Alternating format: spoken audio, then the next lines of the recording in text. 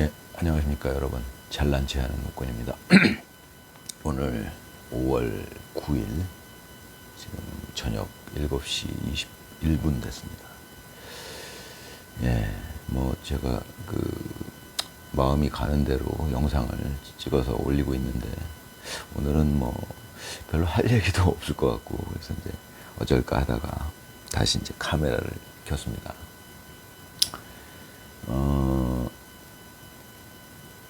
저는 뭐 처음에 이제 지지하는 분이 딱히 뭐 한덕수 총리도 좋고 후보도 좋고 뭐 김문수 후보도 좋고 이렇게 생각을 했었는데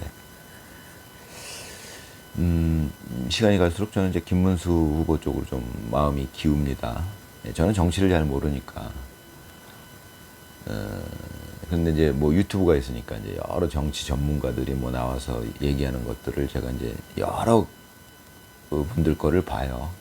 다 보진 않는데, 예, 그 한 사람 의견만 들어서는 이제 알 수가 없어요. 이제 자기 그 성향이 강하니까.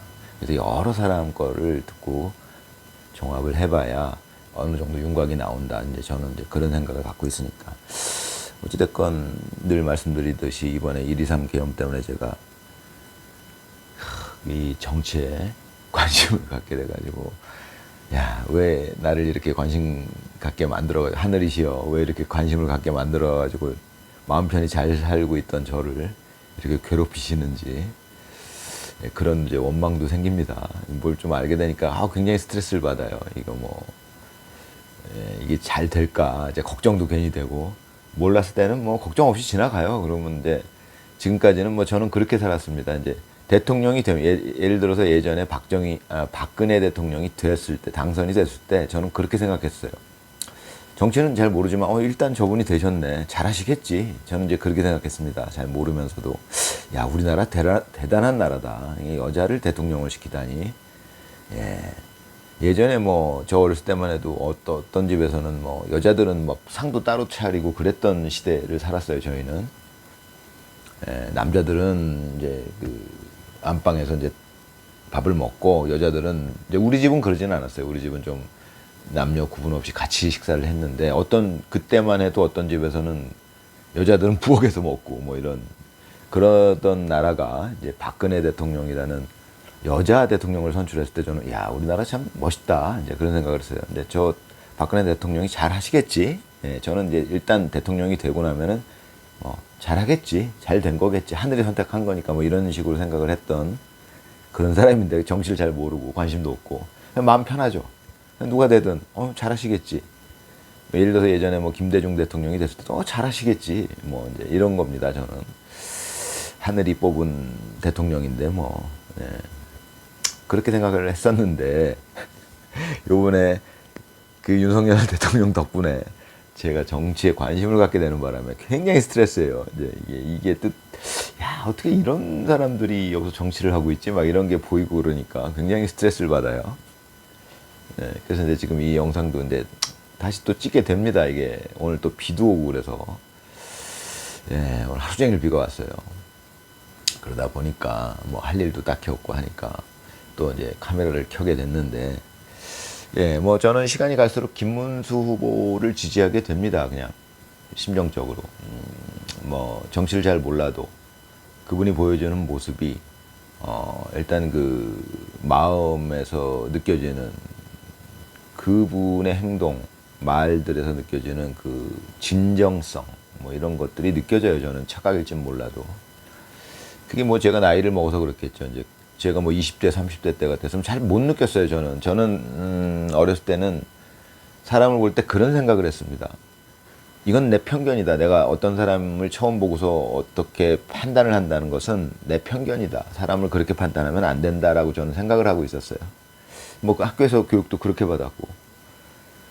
그래서 이제 뭐 사람에 대해서 어쩌다 저쩌다 느낌을 가지지 않으려고 했어요, 저는. 그리고 느낌이 오지도 않았어요. 근데 지금은 나이가 먹어서 그런지 사람이라는 게 이렇게 대충 느낌이 좀 올 때가 있어요. 저는 이제 김문수 후보를 이제 1.23 계엄 이후에 이제 유튜브 방송을 보다가 알게 됐죠. 이분이 노동운동을 하셨던 분이구나. 이제 그런 것도 알게 됐고. 저는 제가 학창 시절 때 이제 대학을 잠깐 다녔었는데 공부를 워낙 못해갖고 제적당했지만 학교를 그래도 한 3년 다녔었는데 그때 당시에 그 후배들 중에 막 운동권 학생들이 많이 있었어요. 그때 당시에는. 이제 후배들이랑 제가 가끔 그 학교실이라고 그러죠. 이제 그런데 앉아 있으면 이렇게 이제 대화를 나누게 될 때가 있어요. 뭐 토론까지는 아니더라도 얘기를 하게 되면은 이제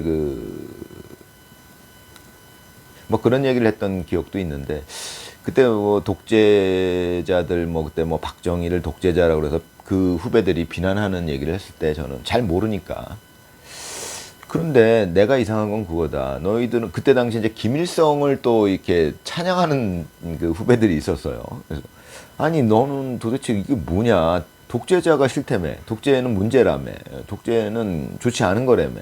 난 잘 모르니까. 근데 박정희는 독재를 해서 니들이 비판을 하고 비난을 하면서 김일성에 대해서는 오히려 찬양을 한다는 건 이상하지 않니? 내가 이제 그런 생각이 들었기 때문에 저는 이제 그렇게 이제 살아왔었는데 근데 이제 후배들 중에 제가 이제 나중에 겪다 그 운동하는 후배들을 많이 겪어봤는데 뭐 동료들도 있고 했는데 저는 사실 그 운동하는 그 후배들한테 좀 이렇게 실망을 했던 적이 많아요.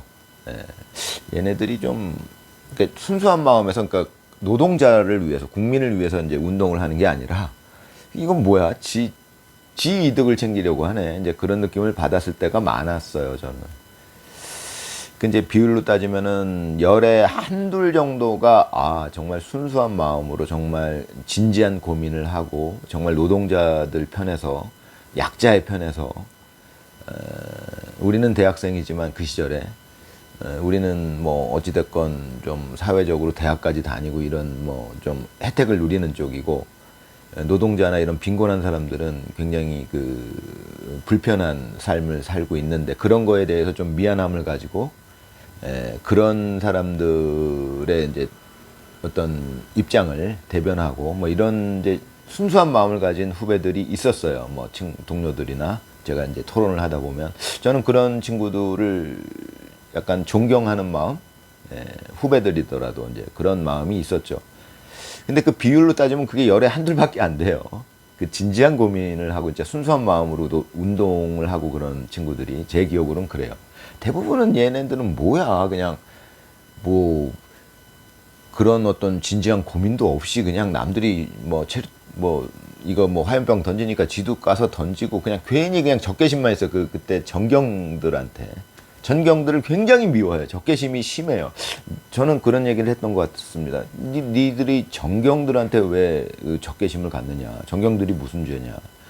그 사람들은 그냥 주어진 상황이 그런 거고 그렇게 하는 건데 니들은 전경들한테는 적개심을 가지면 안 된다. 제가 이제 그런 얘기를 했던 기억이 나는데 뭐 그런 거에 대해서 이렇게 제가 이제 겪어보니까 그때 기억에 한 열에 한 8, 9은 그러니까 10중 8구는 그냥 뭐야 얘네들 왜 운동을 하고 있는 거야 뭐 이런 느낌.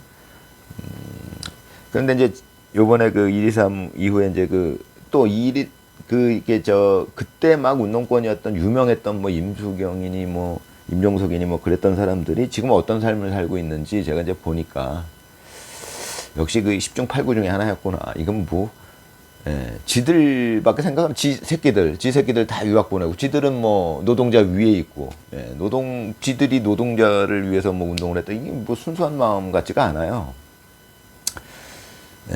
저는 뭐 그걸 뭐 학창 시절부터 겪어왔고 근데 이제 이번에 김문수 그 1.23 후에 김문수 후보의 그 영상들 이런 걸 보니까 이분은 이제 순수한 마음으로 운동을 하셨던 분이고 또 운동권 중에서는 뭐 전설로 통하더라고요.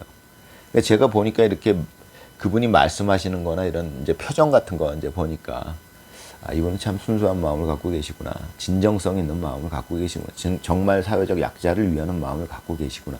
거기다가 능력도 출중하시구나. 이제 이런 느낌이죠, 저는. 그래서 이제 뭐 저는 시간이 갈수록 김문수 후보를 이렇게 지지하게 되는데 늘 말씀드렸듯이 한덕수 후보도 제가 보기에는 인격적으로 훌륭한 분이라고 생각합니다. 그래서 이제 뭐 어떻게 결과가 나오든 저는 뭐 어떤 분이라도 지지할 마음이 있는데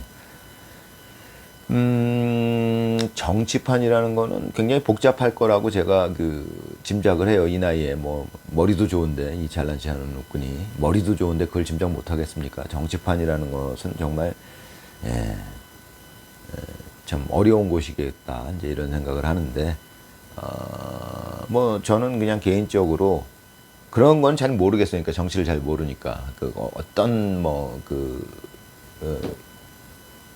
진짜 책략 뭐 이런 것들도 왔다 갔다 하겠죠. 그래도 저는 이제 기본적으로 그 사람의 기본적인 진정성 있는 순수한 마음이 결국은 바탕이 된다라고 저는 생각하는 사람이고요. 그런 사람을 결국은 하늘이 도울 것이다 이제 이렇게 생각을 하는 사람인데 뭐 그런 의미에서 지금 제가 보는 관점에서 하늘이 하는 일은 결국 나중에 돌이켜 보면 지금은 이제 이런 사람들이 있죠. 불안한 사람들. 왜 저렇게 우리끼리 싸우느냐. 한덕수 후보와 김문수 후보가 단일화를 놓고서 왜 우리끼리 싸우느냐. 이제 그런 거에 대해서 이제 굉장히 실망감을 갖고 두려움을 갖는 분들이 이러다가 우리가 지는 거 아니냐. 이런 두려움을 갖는 분들이 계신데 제 생각은 하늘이 하는 일은 늘 그래요.